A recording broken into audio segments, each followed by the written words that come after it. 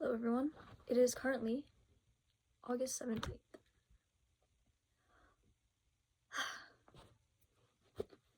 My biggest question is, can God get me out of the hole that I dug for myself?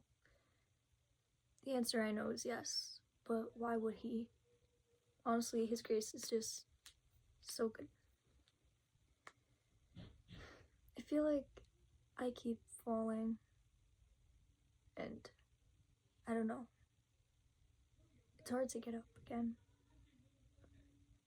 I've had this feeling to make these videos for a while now, but every time I went to do it, I kept making excuses or something came up. And I've realized that I've let those excuses finally get to me. So I stopped relying on motivation and relying on the fact that when I'm motivated, I'll make the video. Because while I am motivated now, it also has a sense of discipline.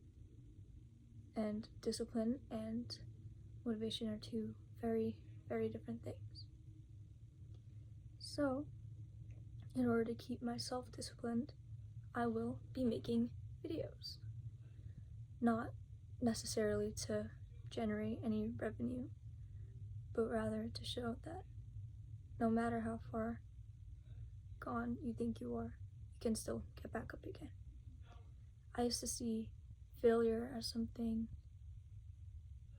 to avoid, and anytime I thought it had a chance of leading me to fail or not do well, I would stray away from it, even if it was theoretically good for me, because I thought I would be bad at it, and because of that sense of failing and falling, I just never did in the first place. But I see now that I should see failure as a privilege rather than something I can avoid or something I should avoid. These are the first time I'm ever really making videos. Clearly the background needs some help. But I want to become disciplined and I want to grow my relationship with God. And once again, going back on seeing failure rather as a privilege. Because when you fall, doesn't that just mean you were once standing? To see falling as a privilege is a good mindset. Not because you enjoy falling, but rather because it gives you the opportunity to get back up again. You have the courage to get back up again. Because God is so good that sometimes you have to fall to realize that He's the one supporting you. But He'll always support you.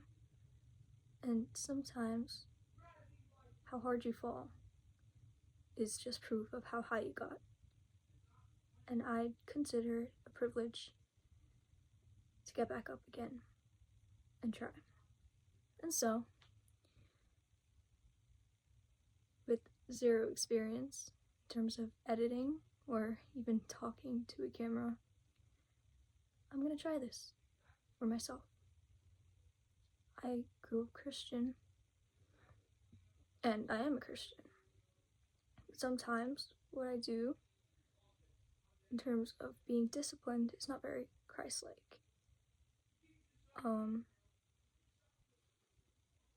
May 29th, I had a pretty bad concussion, and that really put me into a spiral. I couldn't even stand straight without wobbling, and my brain was very foggy. But I was not angry. Thank God that nothing worse happened, but I am still recovering. And since then, it was really hard to get back up on my feet. But I'm gonna keep trying. It is, once again, August 17th. I have less than 2 weeks, I'd say, to get everything up for school in terms of college apps, because I am going to senior year, despite me not knowing what I even want to do. So I think the best way to do that is not only to try and stop things that I know are bad for me, whether it be scrolling or just laying down, even though sometimes laying down is good to rest and heal. I think I'll start with cleaning up my room. Now, I share a room with my sister, but my closet is low-key a mess. And I think maybe sometimes the biggest step forward you could take is to take a step back and look at what you need to accomplish. So I think the main thing I'll be doing for tonight and tomorrow is cleaning up, because I have to clean up my life too. So might as well start somewhere. Please join me on my journey, and I hope that this reaches someone. I've never done this before, kind of nervous, but I am not only doing this for myself, but rather for God, because I know if I do this, then maybe I'll stay disciplined. I'm not doing it for popularity or money, but I know God will give me opportunities if needed, if it is His will. So, after all my yep, welcome to the first episode of Trying to Get My Life Together. Ooh, angle change. Okay, first thing we're gonna do, my closet. Ooh, I have been procrastinating this a lot. I don't know how to edit either, so we could try that. Also, I know I shouldn't be having this, but I'm sure a lot of Christians, or people in general, can relate to, I don't know how to explain it.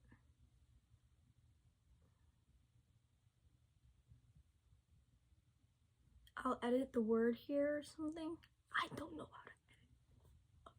Sorry. But yeah, I'm gonna clean up the closet. I have a whole bunch of drawers and stuff. I have a lot of things to do. But I have camp on Thursday. Today is currently Monday, 7:52. I think it's time to get started. Okay, so that is a mess, but I think we should start on the drawers first and then move to the closet. I have 3 days to clean all of this up. I'm gonna give myself 3 days to clean my room, so I have a goal in mind, and I also have to do college apps and stuff to study for SAT. But I will definitely read my Bible. So let's get started on that. Okay, this is what we're working with. It's a lot. It's a lot. But you know what? You can see it as I'm very grateful to have all these clothes, but I got to start somewhere and clean this up. Look how beautiful that is. Alright, so I'm thinking night clothes, shirts, pants. Alright, sun's almost down. This is what I have so far. A whole bunch of other piles back there. Pile is dwindling, but I still have a lot more. Alright, we have one drawer done. Now, the other one. Okay, while this drawer seems to have significantly less clothes than before, it's on my toes. Still gonna be a bit. I reckon I can get this done in maybe another 20 minutes. Yeah, I'm looking out of breath. I need to lock in.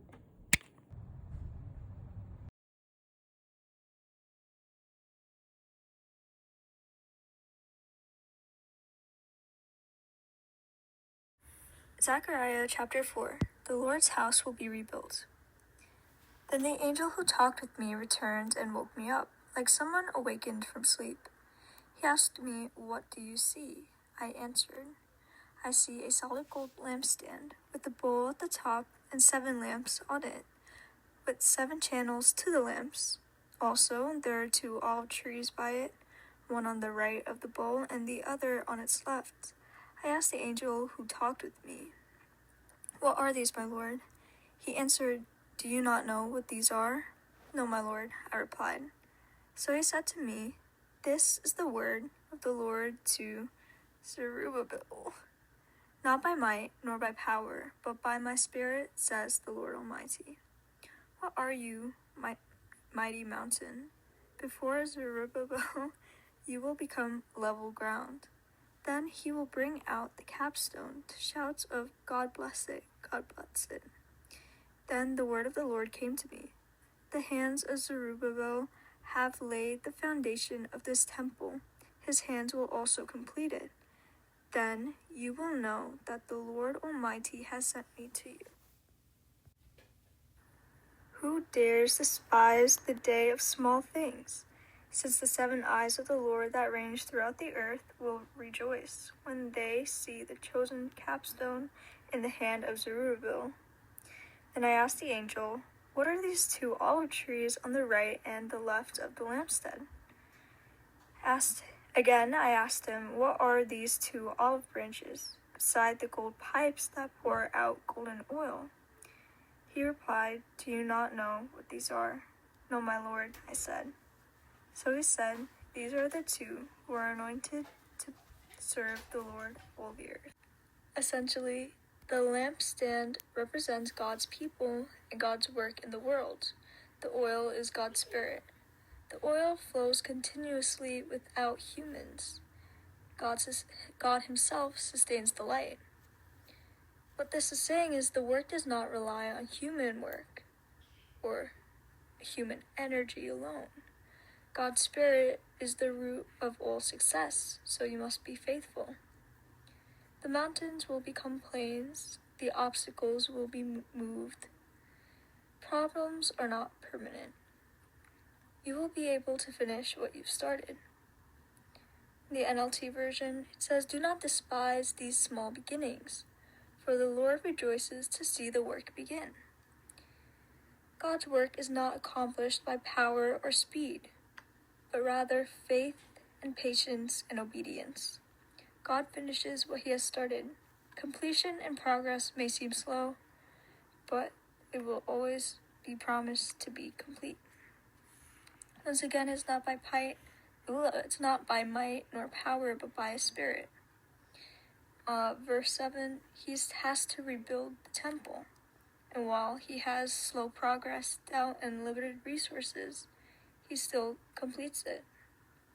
Leadership, obedience, and service are all channels for God's Spirit. And so, the main thing is to be obedient and trust in God, for he will sustain the light, and he will see you through it.